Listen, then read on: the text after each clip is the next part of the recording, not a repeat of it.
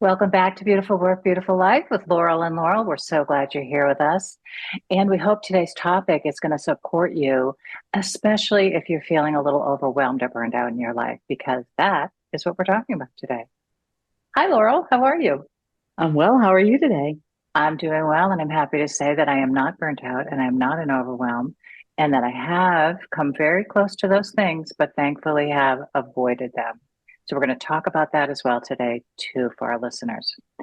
Laurel, I know you Yes. I want to dig right in because I know you have a lot of information to share, and I want to make sure I squeeze every little bit out that I can from you. Say help those people out there that are really struggling, because this is a topic that many people are facing in life today, and I think it's heavily so with women, even more so. So, for our women listeners out there, this is a great podcast to listen to, because we also want to be careful that if we're showing signs of heading in that direction, that we stop before we get there. Because I know, working with clients that have burnout, it's a big deal to recover from burnout. It's no small thing. So we want to avoid going there to begin with. So, Laura, let's talk about let's begin with kind of, what are the different kinds of overwhelm? How do we recognize it? Let's just start right there. Yeah. Sure. So, Yeah. overwhelm, I put it in the category of um, too much to do, right? And Mhm. so it becomes overwhelming, or we experience overwhelm when when all of the things on our to-do list, we think about them constantly, right? It's when we wake up thinking about them in the middle of the night. We go to bed thinking about them. We can't fall asleep because we're thinking, or those things are always on our mind, right? Right. And and it's really interesting because when I think about overwhelm, it can also be overstimulated, right? Yes, Like, that's how great. do we Yeah. separate in the world that we live in what is Mhm. truly overwhelm because we have too much to do, Mhm. or overstimulated because, I like to use the word consumption, right? because Mm. because have too much external data, external input coming into our body, into our Yes. energetic system, right? And so Yeah. that might happen with too much, sound. We're listening to too many things. We're watching too many things. We're talking too much, right? Where all of our five senses become overstimulated, Yeah. and that affects our nervous system, right? And so overwhelm really, really stems from our nervous system going into overdrive. And there's that tipping point where we have too much to handle. Yeah. Yeah. I want to make sure, as people are kind of taking in this information, that you be really careful with remembering that each of us are very individual. Each of us have different quality nervous systems, different components that contribute to how we are able to manage, information coming in. And so all of this wiring, this genetic, all the things, right, impact each one of us differently. And so it's really important not to do any comparing here. For what's good for one person is not necessarily good for another person at all, right? That is so true. And, Yeah. we've heard recently and more about highly sensitive individuals, right? Highly Mm. sensitive. And, I think I mentioned this in a podcast recently, the new grocery store down the street from my house. The last Yeah. time I was in there, I was overwhelmed. There was Mm. too much, sensory overload. And so that, my husband, of course, that doesn't happen to him at all. So this is a great Right. example of how each of us, it's different. Yeah. And Yeah. I love this example because for me, it tells me it's not that I had to do anything. I wasn't overwhelmed because of the length of my grocery list. Mhm. Yeah. That's not what caused it, Yeah. right? And I could easily find solutions to it. I could focus on my breath. I could go outside and get some fresh air, right? I There were things I could do to manage that overwhelm in that space. Right. Right. Um, so Laura. Yeah. For our listeners, just to help them a little bit, for an example, how did you know you felt overwhelmed? Can you give us some of the signals and the signs that your beingness was Mm, producing so that people, because I think this is interesting that many people don't even know what signs we want to be looking for. And even something as simple, seemingly simple as what you're talking about, can be our way of familiarizing ourselves with the ways that we can head down a path of being overwhelmed and then go into burnout, right? If we're not yes. listening. Yeah. Yeah. I'm glad you brought this up because, 4 years ago, 5 years ago, 6 years ago, in my corporate career, when I was always operating on overdrive, right? I was really in the burnout cycle, the loop. Yeah. I didn't have these type of symptoms or signals. My body, I didn't notice them. Yeah. But now I notice, is it tightness in my breath? Am I holding my breath? Am I is my breath a little bit constricted or not relaxed? Right? That's one. Yeah. I can feel my heartbeat now, where for years I didn't feel my heartbeat. Even if I put my Mm, hands on my chest, I was not feeling the beat of my heart. right. Right. Yeah. So that, um, and there's some other signal for me that is almost as if um, my senses open wide and things are louder and brighter. hmm Now they feel overstimulating in that they moment, right? feel Yeah. over, yes, yes. Yeah. And so, I can say, there was a time, like I said, when I operated in overdrive, when my nervous system was always in the high activity, fight or flight Yeah. place. I didn't recognize those symptoms. I loved the adrenaline, right? I Mm, loved being in that situation of a challenge that I could face and conquer. mm, Because it really was a survival place that I was in. yeah. So that really, and I think overwhelm is important in our lifestyle because it is unrecognized, un um, Diagnosed.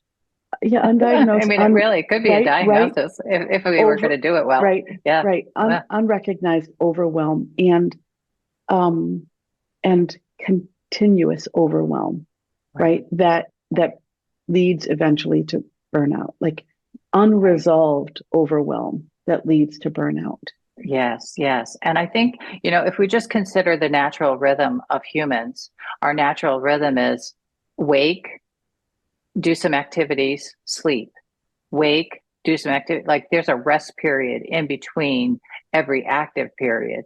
And so to think about this in a certain kind of way is the nervous system never gets a chance long enough, right, to really get out of this fight or flight or overwhelmed condition. And it Yes, just keeps escalating slowly, slowly, slowly, and yes, intensifies. And so this is a lot of times why people experience constant anxiety, where the everything escalates so that now we're into the maybe getting symptoms that are diagnosable and all the different types of anxiety that are diagnosed in the mental health world. And so I think that one of the issues that we're talking about is just how you described, while you were in the corporate world working out in and you loved the challenge, you loved the adrenaline, right? It felt good to accomplish things, right? There are aspects of doing and accomplishing and producing that are very satisfying to us as human beings. And so we have to be able to look at where is the line where we're now going into too much yes, overdoing and our system can't manage it well anymore. And yeah. that is can be a fine line, can't it? It Yeah. can be, and Yeah. you know, one of the things that I think we forget is our nervous system has the two sides, right? It has the fight and flight, and Yes. then freeze. Now, freeze is also in that side. And then Mm-hmm. the other side being our rest and digest. And Mm-hmm. so I like to think about the nervous system through my anatomy classes during yoga training and Mm-hmm. my neuroscience of change course. It's a coaching course that I took. what I've learned is, or the way I like to think about your nervous system is no different than a muscle. It has, you have two sides, and you need to exercise both sides in order to have them balanced and both functioning. And Right. so, as humans, especially in the world we live in today, so many of us live in one side or the other, right? Right. So, back to my career, I was living in one side. I didn't rest. Mhm. I didn't come down from that always on energy.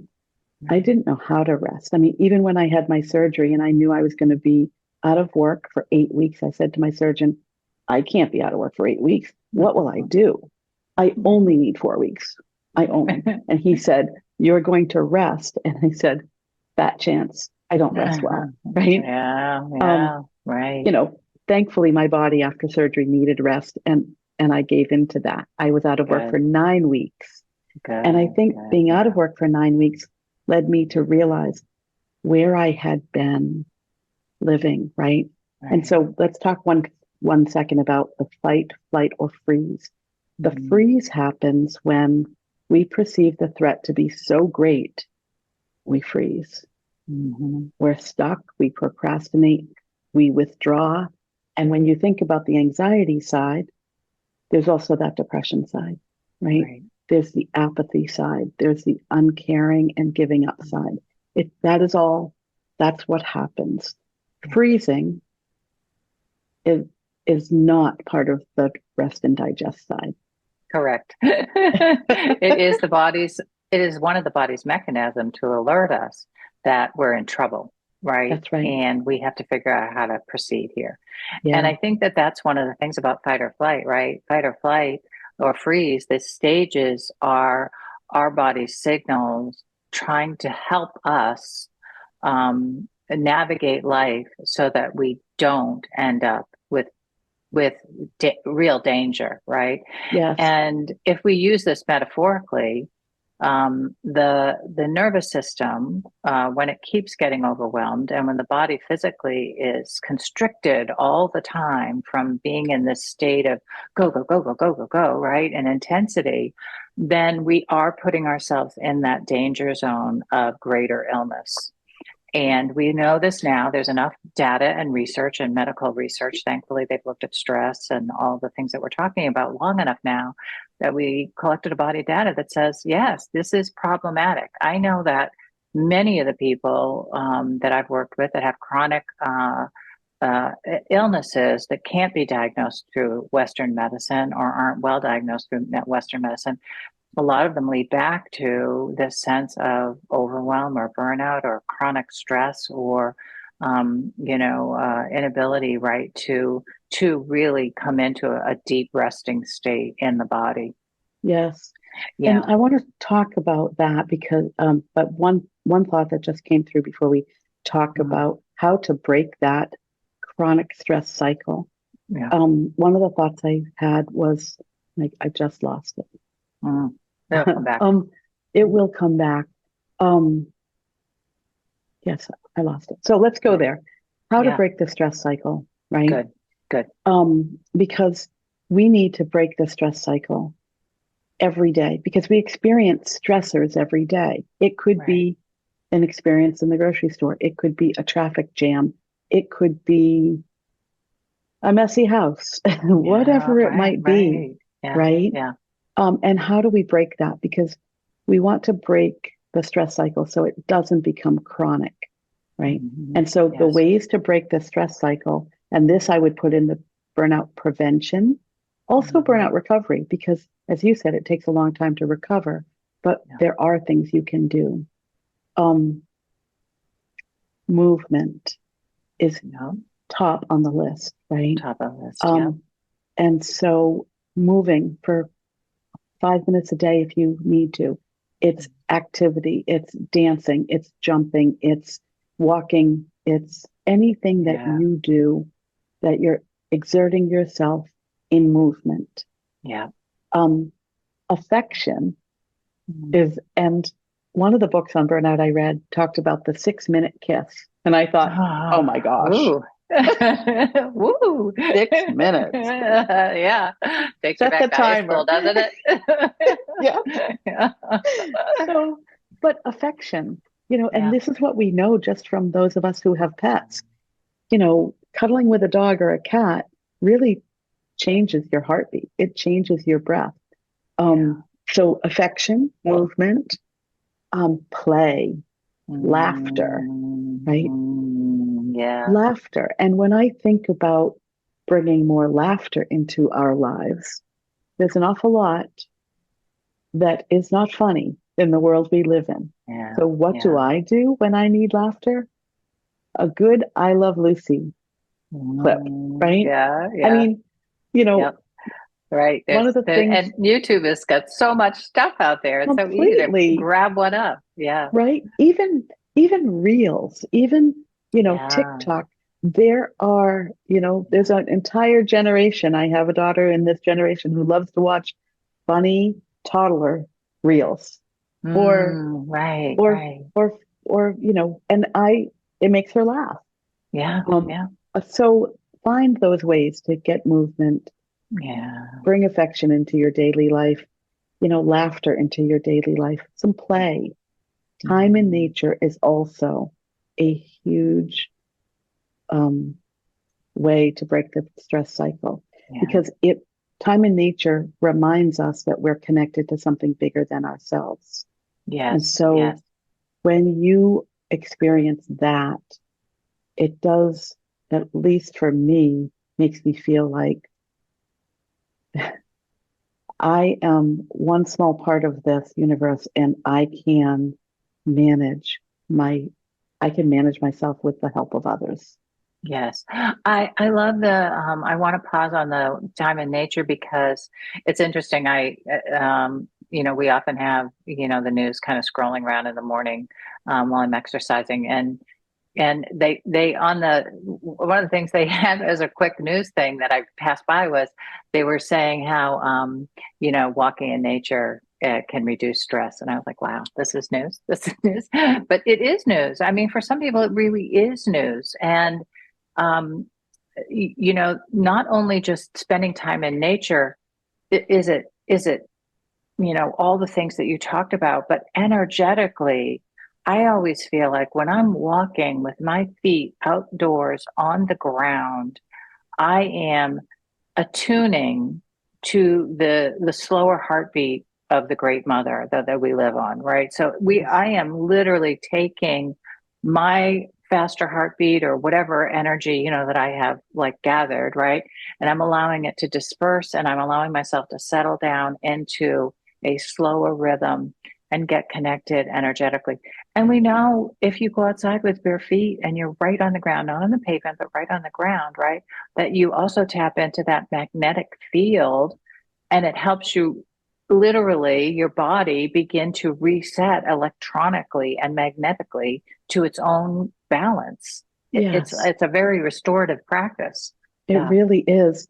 And, for our listeners who maybe live in a city and don't have access every day to walking in nature, you know, Yeah. there are other ways to simulate that. Yes. And, it may be listening to the sound of ocean waves, right? It Love might that. be watching um, a nature show or, I- you know, I'll say nature show Hmm. on TV, even Yeah. if it's in the background and you're seeing nature, Yes. the sensory, what you're hearing, what you're seeing will lower your heartbeat, even if your Right. feet can't be bare in the grass, right? Absolutely. And Yeah, you can literally sit in a chair in your house and go through a guided meditation that has you imagining putting your feet on the beach, on the ground, yes, right? In the sand, and you're hearing the waves and you're feeling the sunshine on your body and you're feeling the wind and your imagination. This is one of the beautiful things about being a human being, right? Our mind is this magnificent a tool that can take us and create an experience in our minds as if it were real. And so yes, we don't want to underestimate the power that we have in every moment, right? to use that tool to come back and decompress and connect with nature and remember to come into the heart space and slow the heart rate, right? Yes. Yeah. And Hmm. that thinking just that our mind has the ability to create an experience that may not be physical. Right? Yeah. This is the same thing we do with stress, right? Remembering that stress causes our nervous system to perceive a threat. And it is our mind that can manage the perception of that threat so that we calm the systems in our body and calm our nervous system, right? No Right. different Right. than we can be in a chair doing a guided meditation and create the perception that we are in nature. Yes. Yes. Like And yeah, go ahead. you'll say, our mind is so powerful. So powerful. And it's powerful enough to actually deny that all of this is going on. And that's one of the cycles that we can be in that begins this escalating experience. Like one of the survival mechanisms that, is in psychology, and we use the word kind of loosely out in the world today, but it's a real mechanism that's built into our being as a survival mechanism is to not deny that an experience is happening in order for us to survive it. And so Yes. we have to consider this, right? As you look around your life, right? If you're feeling a little overwhelmed and you're like, I can manage it, I can manage it. The more you begin to do that and the more it escalates and the more you deny that maybe you've crossed a line, you can take yourself easily down a path that really is hard to come back from. So, you want to, this idea of being really honest with ourselves and checking in. And one of the practices that you and I talk about throughout the threads of, I think, all of our podcasting here is the idea of embodiment and presence.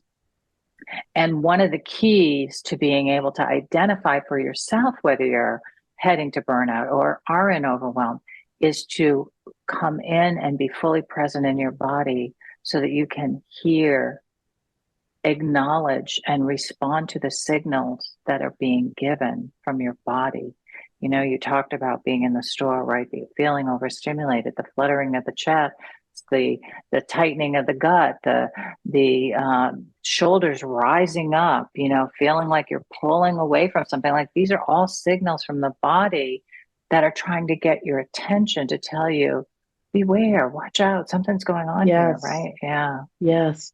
You know, before we wrap up, and I would just want to remind people that this overwhelm burnout can happen not just in our professional lives, but in our personal lives, right? Yes. Wh- Yes. Um, and then, you know, we could probably do 10 episodes on burnout, but Mm.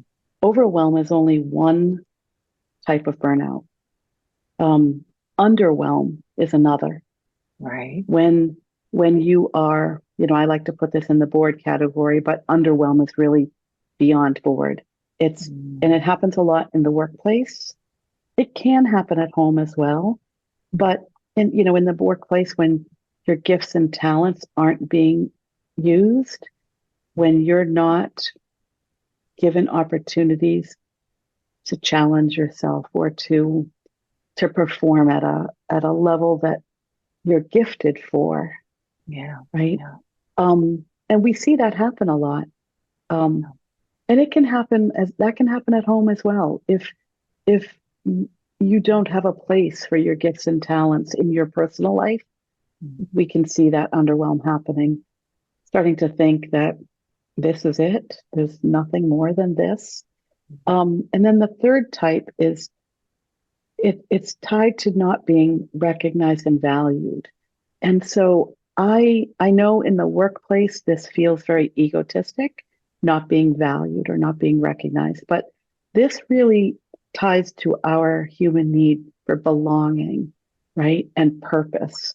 And so and and purpose ties into the underwhelm as well, not using your gifts and talents. But when we're not seen and heard and recognized and valued, we can suffer from burnout. in that can bring us there. Right. It happens a lot in the workplace when people become frustrated or cynical because they're not given a voice or they have no they perceive they have no control over their situation. Yeah. Yeah. So I'm glad you went into all of those different forms before we wrapped up, Laurel, because I think, for people to explore this topic and to understand it and to be able to be looking out for the signs, it's important to see through that lens where there are different types. And I really relate to that idea of underwhelm. I remember back at the beginning of my career and being in the corporate world and feeling like I knew I didn't really belong there. I didn't really get it all. I felt in conflict with the value systems that I was in the corporate place. And I felt like, oh, this is what I'm going to spend my time doing all the time. This doesn't even feel good to me. Like those feelings of feeling like it wasn't the right fit and then not knowing how, to move out and beyond that. It's kind of, it's a big journey to take, but so worthwhile it because is. to feel that sense of bereft, and there's a lot of grief. I don't want to bypass that part either. There's a lot of grief in what we're talking about, grief cycles of, oh, geez, this is it, or I gave up this for that, along the way, and there's so many things tied to this. My mind is going a mile a minute here, Laura, because I'm thinking I about all the know things, right, that we can't seem to probably get in a 25-minute show here. So I think we're we going to end up can't. having to do a part two on this one. Yes. And the Yeah. values, the conflict of values is one of the contributors to burnout. It Yeah. not, it is when you are in that place where you know that your values are in conflict with whether it's another person or the entity, your employer, the company, um, that can happen because that leads us to, again, the perceived lack of control. So there's so much we could talk about here with burnout and Yeah. overwhelm. Yeah. And we will. We'll come down. We'll come Yeah. back and talk about it some more. Um, I want to just say that um, for for anyone out there who is struggling with this sense of overwhelm, fatigue, constantly being tired, having a hard time getting the energy up in the morning to go do what you have to do. Uh, we want to just send you a lot of love and energy and light to take some time, to make some time, to create some space, to just begin the process of reflection. I think reflecting on what feels overwhelming, how are you actually feeling, like allowing yourself to acknowledge the fullness of it, and then begin to find a pathway, right, to share with your closest other people, to begin to acknowledge that this is going on for you, and that it's really important that you begin to seek, a different way of doing life, so to speak, so that you Yes. don't escalate into the path of burnout, because it can have such terrible health consequences.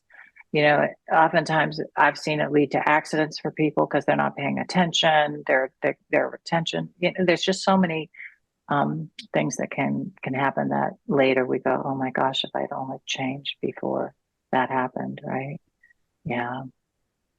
When I did Mm. my burnout presentation last month, I told a story of I backed into two stationary objects in the same day. Wow. Yeah. Yeah. I got Yeah. I was stopped for speeding 3 times in the same week. Wow. Yeah. Those are examples Yeah. of Yeah. the accidents you're talking about that Yeah. when we're in high overdrive and overwhelm, we aren't present. And I love the suggestion of reflection and journaling because sometimes when we feel, that we don't have a voice, that we have nowhere to process verbally, no one is listening to our needs, journaling gives us a Yeah. voice. Yeah. So I Absolutely. highly recommend that. I do too. I do too. All right, Laurel. Thank you, thank you, thank you for sharing so much great information with our listeners and our friends out there. We we invite you all to let us know, if you have symptoms, if you're stretching, if you're, struggling, so that we can address this a little bit more in service to you. Yeah. Yes. We're here Yeah. for you. We are here for you. Okay, Laurel, thanks so much. I'll see you next time for another Okay. episode of Beautiful Work, Beautiful Life. Have a great day. Bye. Bye, You too. listeners. Bye for now.